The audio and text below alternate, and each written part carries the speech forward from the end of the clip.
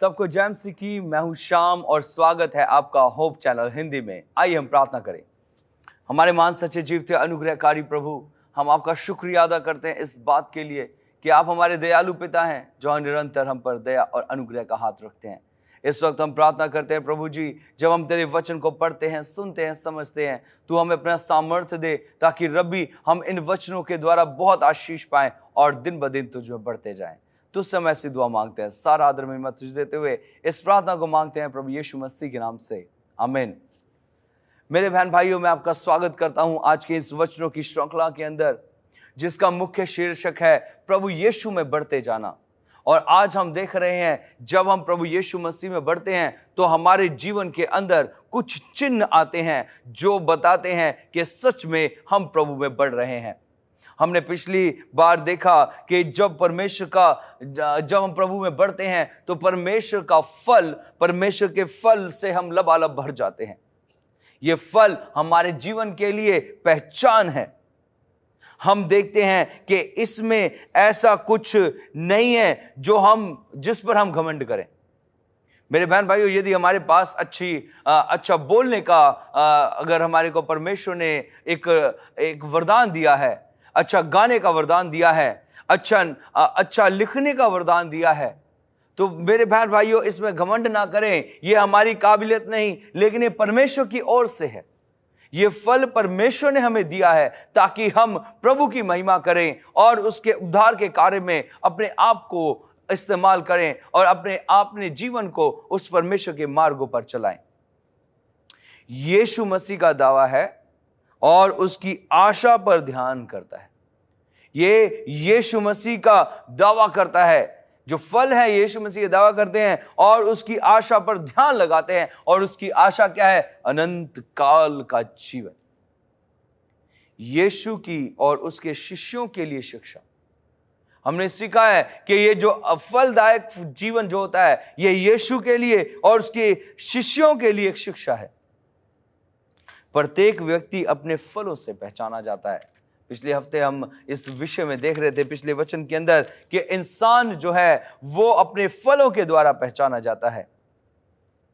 आज हम एक बहुत महत्वपूर्ण विषय के ऊपर बात करेंगे और यह विषय हमारे जीवन के लिए बहुत ज्यादा महत्वपूर्ण है।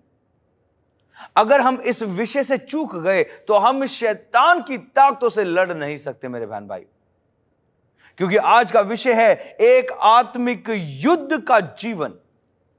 मेरे बहन भाइयों, आज हम देख रहे हैं कि हमारे जीवन को एक आत्मिक युद्ध के जीवन के साथ में जोड़ा गया है। हमारे जीवन को एक ऐसा आत्मिक युद्ध बताया गया है जो कि वचन कहता है कि हम सब उस युद्ध के अंदर शामिल हैं। मसीह शिष्यता सहजता की यात्रा नहीं है, याद रखें। मसीह की जो शिष्यता है, यीशु मसीह के चेले बनना कोई आसान यात्रा नहीं है। ये वो नहीं है कि उठा हम गाड़ी में बैठ गए, चलो भाई यात्रा में जा रहे हैं। नहीं, प्रभु यीशु मसीह का शिष्य बनना अर्थात शैतान की युक्तियों के सामने खड़े होकर उनसे लड़ना होता है। प्रभु मेरे बहन भाइयों, आज हम एक युद्ध में लगे हैं जो वास्तविक में खतरनाक है। यह वास्तविक में बहुत ज्यादा खतरनाक युद्ध है। इफिसियों की पुस्तक मैं आपके सामने पढ़ना चाहता हूं। इफिसियों की पुस्तक और उसके कुछ अध्यायों के अंदर परमेश्वर का वचन, यहां पर इफिसियों की पुस्तक और उसके 6 अध्याय के अंदर परमेश्वर का वचन कहता है, क्योंकि हमारा यह मल युद्ध लहू और मांस से नहीं है। मेरे बहन भाइयों, हम प्रभु में बढ़ रहे हैं और हमें इस चीज को जानना बहुत जरूरी है कि हम एक ऐसे युद्ध में हैं जिस युद्ध में लहू और मांस नहीं है,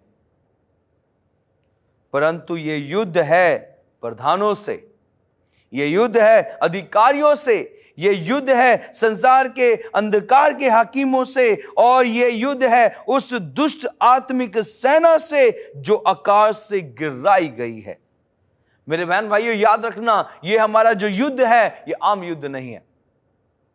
और इस युद्ध के लिए प्रभु हमारे जीवन को सशक्त बनाता है, ताकि हम इस युद्ध के अंदर शामिल होकर, इस युद्ध के अंदर परमेश्वर की सामर्थ को पाकर, इस युद्ध के अंदर शैतान की हर एक ताकतों से लड़कर हम प्रभु में विजय प्राप्त करें। वचन कहता है हमारा युद्ध लहू और मांस का नहीं है। इस युद्ध में हमारे विरुद्ध अलौकिक शक्तियों को लगाया गया है। ऐसी शक्तियां मेरे बहन भाइयों जो हमारे जीवन को बर्बाद करने पर है, ऐसी शक्तियां जो हमारे जीवन को, मेरे बहन भाइयों मैं आपको बताना चाहता हूं, हर जगह से वार करने के लिए तैयार है हमारे जीवन के लिए। मेरे बहन भाइयों मैं आपको बताना चाहता हूं, जितने भी परमेश्वर के सेवक हैं, आप सब जो वचन सुन रहे हैं, आप सब प्रभु के सेवक हैं, क्योंकि परमेश्वर ने आप सबको चुना है अपनी अपनी सेवकाई के लिए। और मैं बताना चाहता हूं कि परमेश्वर का आत्मा, परमेश्वर की सामर्थ जब तक हमारे पास नहीं है, हम इस युद्ध में लड़ नहीं सकते। कैसे नहीं लड़ सकते? ये हर जगह से वार करता है। आप सेवा में खड़े हैं, आप कार्य कर रहे हैं, ये जो शैतान है ये कहीं ना कहीं से आपके सामने वार करता हुआ आपके पास आ जाएगा। आपके पास आकर ये आपके जीवन को बर्बाद करने की क्षमता रखेगा। आज हम देखते हैं जो आत्मा के अनुसार नहीं चलते, ऐसी कलीसियां हैं जो परमेश्वर के आज्ञाओं के अनुसार नहीं चलती। मेरे बहन भाई, वो शुरू तो होती हैं लेकिन उनका पता नहीं चलता वो कब अंत हुई। ऐसे कई सेवक जो खड़े तो होते हैं अपने मन से, अपनी इच्छा से, बिना परमेश्वर की सामर्थ से, और कुछ समय बाद उनकी सेवकाइयां सब खत्म हो जाती है। हम देखते हैं कई ऐसे लोगों को जो प्रभु में आगे बढ़ने के लिए बड़ा तक बहुत ही मजबूत दृढ़ उठाते हैं, बहुत ही मजबूती के साथ कदम उठाते हैं, लेकिन जैसे ही वो आगे बढ़ते हैं युद्ध शुरू होता है शैतान का, अलौकिक शक्तियों का, और वो गिर जाते हैं। ये ऐसा नहीं है कि वो सामने से आएगा तलवार लेके लड़ेगा, आपको मार देगा, नहीं, ये आपको अंदर से वार करता है। यूहन्ना 10वें अध्याय के अंदर उसके 10वें वचन में लिखा है, चोर किसी और काम के लिए नहीं, केवल चोरी करने, घात करने और नष्ट करने को आता है। 3 बातें सीखें हम इससे। शैतान जो है हमारे जीवन के अंदर से शांति चुराता है, चोरी करता है। शैतान जो है हमारे जीवन के अंदर वो घात लगाता है, और शैतान हमारे जीवन को मार देता है। वो चोरी करता है, घात करता है और बाद में नष्ट कर देता है। आज ऐसे कई लोग हैं जो अपने जीवन से परेशान हैं, डिप्रेशन में हैं। ये डिप्रेशन कहां से आती है मेरे बहन भाइयों? ये एक बहुत बड़ा शस्त्र फेंकता है शैतान। हमारा युद्ध आत्मिक सेनाओं से है। वचन कहता है, जिस प्रकार प्रभु के स्वर्गदूत उसके अनुयायियों को बुराई से बचाने और आत्मिक विकास कराने के लिए उनका मार्गदर्शन करते हैं। मेरे बहन भाइयों, जब हम प्रभु के पास आते हैं तो प्रभु अपने स्वर्गदूतों को हमारे लिए नियुक्त कर देता है। आज हमारे लिए यह जानने की बहुत जरूरत बात है कि हम प्रभु के सेवा में कैसे बढ़े, क्योंकि शैतान हमारे लिए तैयार खड़ा है। वचन कहता है कि शैतान भूखे शेर के समान है कि कब हमें फाड़ के खा जाए। इन ताकतों से लड़ने के लिए परमेश्वर भी हमें पीछे नहीं छोड़ता, परमेश्वर हमारे साथ खड़ा रहता है। भजन संहिता उसके 34वें अध्याय में हम जब पढ़ते हैं, यहां पर परमेश्वर का वचन एक विषय में बहुत ही जोर देकर बात करता है। भजन संहिता उसका 34वां अध्याय और उसके 7वें वचन में परमेश्वर का वचन कहता है, यहोवा के डरवैयों के चारों ओर उसका दूत छावनी किए हुए उनको बचाता है। मेरे बहन भाइयों देखिए, जब आप इस युद्ध में उतर जाते हैं, परमेश्वर आपको अकेला नहीं छोड़ता, लेकिन यहोवा अपने डरवैयों के चारों ओर अपनी छावनी किए हुए रहता है और अपने दूतों को उनके आगे भेजता है। भजन संहिता 91 हम पढ़ सकते हैं, यहां पर ये एक बहुत ही बेहतरीन और मजबूती वाला वचन है। भजन संहिता 91 और उसके 11वें वचन के अंदर परमेश्वर का वचन कहता है, क्योंकि वह अपने दूतों को तेरे निमित्त आज्ञा देगा कि जहां कहीं तू जाए वे तेरी रक्षा करें। मेरे बहन भाइयों, हमारा प्रभु में बढ़ना, हमारा प्रभु यीशु मसीह को अपने जीवन के अंदर ग्रहण करना, मेरे बहन भाइयों, जब हम प्रभु के अंदर बढ़ते हैं, जब हम उसको ग्रहण करते हैं, याद रखें शैतान की ताकतें हिलनी शुरू हो जाती हैं और वो परेशान हो जाता है कि कब वो हमें फाड़ खाए, कब वो हमारे जीवन को तितर बितर कर दे। लेकिन मेरे बहन भाइयों, यही समय है जब परमेश्वर अपनी ताकत को हमारे साथ रखता है, जब परमेश्वर अपनी सामर्थ को हमारे जीवन पर उंडेलता है। हम पढ़ते हैं जब इब्रानियों की पुस्तक, उसका पहला अध्याय, इब्रानियों की पुस्तक और उसका पहला अध्याय और उसके 14वें वचन में परमेश्वर का वचन कहता है, क्या ये सब सेवा टहल करने वाली आत्मा नहीं जो उद्धार पाने वालों के लिए सेवा करने को भेजी जाती है। मेरे बहन भाइयों, ये आत्माएं आती हैं, ये परमेश्वर का आत्मा आता है, ये वो आत्माएं हैं जो मेरे बहन भाइयों सेवा टहल करती हैं, ये वो हैं जो हमारे को संभाल के रखती हैं। मेरे बहन भाइयों, परमेश्वर का वचन इब्रानियों 12वां के अध्याय के हम देखते हैं जब 22वें वचन में यहां पर परमेश्वर का दास एक और बात को कहता है। इब्रानियों 12 के 22 में, तुम पर सिय्योन के पहाड़ के पास और जीवते परमेश्वर के नगर स्वर्गीय यरूशलेम के पास और लाखों स्वर्गदूतों। मेरे बहन भाई, यहां पर स्वर्गदूतों का जिक्र किया गया है। ये स्वर्गदूत आते हैं और हमें रक्षा हमें देते हैं, क्योंकि हमारा मल युद्ध शुरू हो चुका है और इस मल युद्ध के अंदर आत्मा, ये मल युद्ध लहू और मांस का नहीं है, लेकिन ये मल युद्ध है आत्माओं का, दुष्ट आत्मा का। इसी के अनुसार गिराए हुए जो स्वर्गदूत हैं हमें परमेश्वर के मार्गों से दूर करने की गहरी साजिश रच रहे हैं। मेरे बहन भाई, मैं आपको बताना चाहता हूं, ये स्वर्गदूत जो थे ये गिराए गए थे, ये दुष्ट आत्माएं बनी और परमेश्वर का वचन कहता है कि ये हमें गिराने के लिए कार्य करते रहते हैं। ये नहीं चाहते कि हम प्रभु में बच जाएं। आज देखें, संसार, पूरा का पूरा संसार जो है वो अंधकार में डूबा हुआ है और वो परमेश्वर से, सच्चे परमेश्वर से दूर है। मेरे बहन भाइयों, यहां पर जाने परमेश्वर का वचन क्या कहता है। ये हमारे लिए साजिशें करते हैं। आज भी शैतान और उसके हाकिम हमें गिराना चाहते हैं। उन्होंने आदम हवा को गिराया और वो आज भी हमारे पीछे पड़े हैं कि हम प्रभु में और आगे ना बढ़ें, बल्कि हम गिर जाएं। पवित्र शास्त्र दृढ़ता से बताता है कि शैतान, उसके दूत यीशु के सामने, यीशु के मानने वालों के विरोध में रोष में रहते हैं। हम पढ़ते हैं यहां पर भजन संहिता प्रकाशित वाक्य उसके 12वें अध्याय को और उसके 17वें वचन में क्या लिखता है। 12 अध्याय के 17वें वचन में, तब अजगर स्त्री पर क्रोधित हुआ और उसकी शेष संतान से जो परमेश्वर की आज्ञाओं को मानते हैं, यीशु की गवाही देने पर स्थिर हैं, लड़ने को गया। मेरे बहन भाई, यहां पर इस वचन की ओर ध्यान दे। शैतान हमेशा हमेशा हमेशा हमें गिराना चाहता है, वो लड़ना चाहता है, वो हमें, अपने जो परमेश्वर के जो भक्त होते हैं उनको वो गिराना चाहता है। पहला पत्रस उसके 5वें अध्याय के अंदर यहां पर एक और बात परमेश्वर के वचन में आती है। हम पढ़ेंगे इसको, पहला पत्रस उसका 5वां अध्याय और उसके 8 और 9 में परमेश्वर का वचन कहता है, सचेत हो और जागते रहो, क्योंकि तुम्हारा विरोधी शैतान गरजने वाले सिंह के समान इस खोज में रहता है कि किस को फाड़ खाए।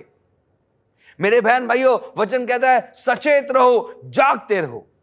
हम अपने जीवन को बैठाए ना, अपने जीवन को आराम से ना लेकर जाएं, अपने जीवन के अंदर आनंद ना मनाएं, लेकिन अपने जीवन के अंदर सचेत और चौकन्ना रहें। शैतान कभी भी आ सकता है, कभी भी हमें फाड़ के खा सकता है। अगला वचन कहता है, विश्वास में दृढ़ होकर और यह जानकर उसका सामना करो कि तुम्हारे भाई जो संसार में हैं ऐसे ही दुख सह रहे हैं। मेरे बहन भाइयों, हमें इस वचन पर ध्यान देना है कि हमारे जीवन के अंदर हम प्रभु के वचनों को माने, उसके पीछे चलें, उसकी स्तुति और प्रशंसा करें। जब हम ये करते हैं तब आत्मिक जीवन की राह शैतान के फंदों से जो भरी होती है, उसमें हमारा आध्यात्मिक युद्ध के अंदर परमेश्वर हमारी सहायता और मदद करता है। पौलुस ने अक्सर जब भी वचन को हम पढ़ते हैं तो पौलुस ने कुछ शब्दों का इस्तेमाल किया।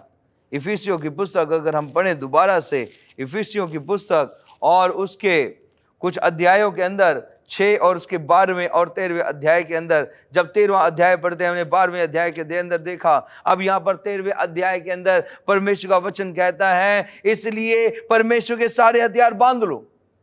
पौलुस कहता है बांध लो, पौलुस कहता है स्थिर रहो, पौलुस कहता है ले लो, पौलुस कहता है पहन लो। क्यों? ताकि वो ये कह चाहता है कि हम शैतान की युक्तियों के सामने खड़े हो सकें और उससे लड़ सकें। परमेश्वर का वचन कहता है इसलिए परमेश्वर के सारे हथियार बांध लो कि तुम उस बुरे दिन का सामना कर सको और सब कुछ पूरा करके स्थिर रह सको। मेरे बहन भाइयों, ये वचन बहुत महत्वपूर्ण है हमारे जीवन के लिए। पौलुस यहां हमें तैयार करता है। मसीह जीवन एक संग्राम व एक सफर है। पौलुस बता रहा है देखिए हम इसमें किस तरीके से लड़ सकते हैं। इस युद्ध में कोई रिहाई नहीं है, इस युद्ध में कोई रिहाई नहीं है। हमारा प्रयास निरंतर व दृढ़ होना चाहिए। हमारे जो प्रयास है वो निरंतर दृढ़ होने चाहिए। अगर हमारे प्रयास दृढ़ नहीं है, याद रखें शैतान जो है हमें गिरा देगा।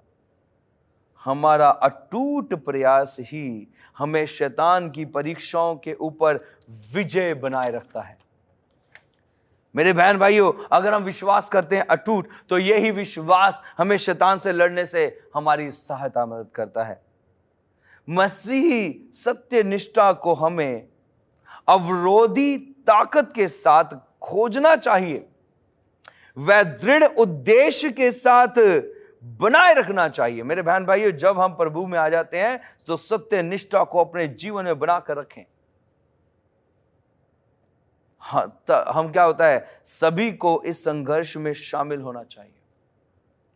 मेरे बहन भाइयों, जितने भी मेरे बहन भाई सुन रहे हैं इस वचन को, हम सबको इस युद्ध में शामिल होना है। हम सब एक दूसरे के लिए प्रार्थना करें कि हे प्रभु, इस बेटे को, इस बेटी को, इस दास को, इस दासी को तू और सामर्थ से भर। पौलुस, पतरस जब जब जेल में जाते थे, मेरे बहन भाइयों, कलीसिया लोलीन होकर प्रार्थना करती थी। पतरस के साथ हुआ, उसकी बेड़ियां खुल गई, वो आजाद हो गया, बाहर आ गया और प्रचार करने लग गया। बेधड़ल्ले प्रचार किया उसे। मेरे बहन भाइयों, याद रखना, इस सेवा के अंदर, इस युद्ध के अंदर हम सब शामिल हैं और हम सबको शामिल होना चाहिए, क्योंकि जब तक हम शामिल नहीं होंगे इस युद्ध के अंदर, हम जब तक परमेश्वर की सामर्थ को नहीं लेंगे, हम लड़ नहीं सकते, हम विजय नहीं हो सकते, हमारा जीवन पीछे रह जाएगा। परमेश्वर ने हमें इस युद्ध में अकेला नहीं छोड़ा है। परमेश्वर ने इस युद्ध पर विजय प्राप्त करने के लिए अपने इकलौते पुत्र प्रभु यीशु को भेज दिया है। मेरे बहन भाइयों, और आज ये प्रभु यीशु मसीह हमारे साथ खड़ा हुआ है। जब हम प्रभु में बढ़ते हैं, प्रभु यीशु हमारे साथ आगे खड़ा हो जाता है और इस युद्ध में उसके हजारों स्वर्गदूत हमारे सामने खड़े होकर हमारी रक्षा करते हैं। प्रभु यीशु मसीह में जब हम बढ़ते हैं, मेरे बहन भाइयों, याद रखना, परमेश्वर अपने दूतों को आज्ञा देता है। प्रभु यीशु मसीह में जब हम बढ़ते हैं, उसके प्रेम में बढ़ते हैं, उसके वचनों में बढ़ते हैं, उसकी सामर्थ में बढ़ते हैं, तो परमेश्वर अपना सामर्थ उंडेल देता है ताकि ये जो वचन है हमें और मजबूत कर सके, ताकि परमेश्वर का आत्मा हमें सामर्थ दे और ये सामर्थ हमें शैतान की हर एक युक्ति से लड़ने के लिए मजबूत बनाता है। मेरे बहन भाइयों, परमेश्वर का वचन कहता है यीशु मसीह को परमेश्वर ने भेजा। परमेश्वर ने हमें जांचा हमें परखा और हमारे लिए कवच जिसमें हम शैतान की सेनाओं का सामना कर सकते हैं वो पहनाया है। मेरे बहन भाई, यहां पर इस चीज का आप ध्यान रखें। हम एक ऐसे युद्ध में इन्वॉल्व है, हम एक ऐसे युद्ध के अंदर सम्मिलित हैं जो युद्ध शैतान से है, और ये हर समय होता है। आदम और हवा के साथ ये युद्ध हुआ और उस समय हवा जो थी वो हार गई, आदम जो था वो हार गया। लेकिन आज परमेश्वर चाहता है कि हम इस युद्ध में हारे ना, लेकिन हम अपने अस्त्र शस्त्र ग्रहण कर लें। कहता है इसलिए सत्य से अपनी कमर बांध लो, परमेश्वर से वचन से कमर बांध लो, धार्मिकता की झिलम पहन लो, अपने पांव में मेल के जूते के सुसमाचार के तैयारी के जूते पहन लो, और इन सब के साथ विश्वास की ढाल लेकर स्थिर हो जाओ, ताकि दुष्ट के सब जलते हुए तीरों को बुझा सको। मेरे अजीज बहन भाइयों, पौलुस इस वचन में धार्मिकता की झिलम, पौलुस इस वचन में कमर बंद के विषय कहता है। पौलुस कहता है मेल के जूते पहन लो, विश्वास की ढाल ले लो, उद्धार का टोप पहन लो, आत्मा की तलवार ले लो। बहुत सारी बातें करता है। ये हमारे लिए जरूरी है, और हम सीख रहे हैं। जब हम प्रभु में बढ़ते हैं तो ये सारी चीजें प्रभु हमें भर देता है।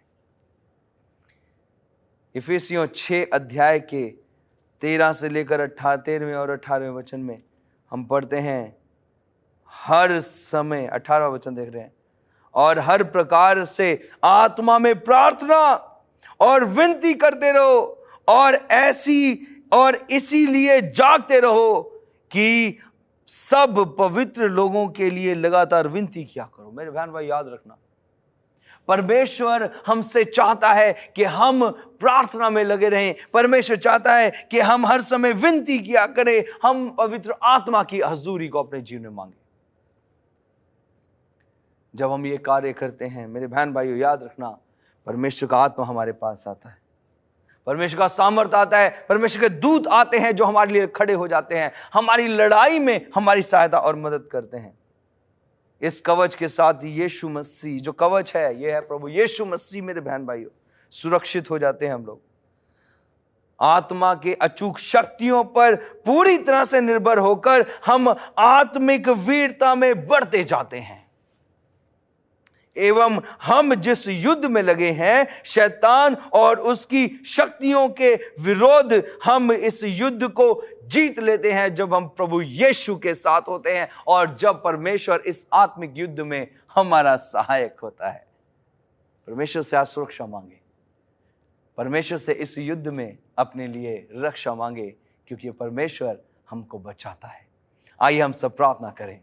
हमारे महान सच्चे जीवते अनुग्रहकारी प्रभु, हम तेरे पास आते हैं और तेरी सुरक्षा, तेरी दया, तेरा अनुग्रह हम अपने जीवनों पर चाहते हैं। प्रभु हम पर दया और अनुग्रह करें, हम सबको अपना आत्मा का अभिषेक दें, ताकि हमारे जीवन प्रभु तुझ में और बढ़ते जाएं, और मेरे खुदावंदा शैतान की चालों को रोनते हुए हम तुझ में अनंत जीवन पाएं।